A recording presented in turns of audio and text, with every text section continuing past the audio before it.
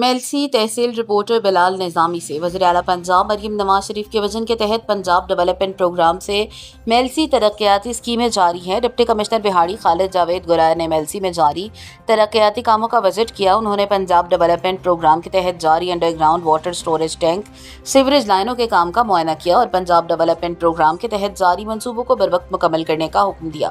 Deputy commissioner بہاڑی خالد جاوید گرائے نے کہا 5 ارب 93 کروڑ روپے کی لاگت سے میلسی میں جدید میونسپل سروسز کے منصوبوں پر کام جاری ہے۔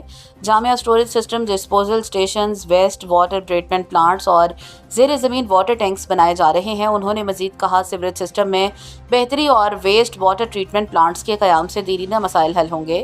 اسٹریٹ لائٹس کی تنصیب، سولرائزیشن، فٹ پاتھوں کی تعمیر اور ضروری مشینری اور آلات کی فراہمی کو بھی یقینی بنایا جا رہا ہے۔ اس موقع پر اسسٹنٹ کمشنر میلسی سعد بن خالد، ڈپٹی ڈائریکٹر ڈیولپمنٹ محمد افضال اور دیگر افسران موجود تھے۔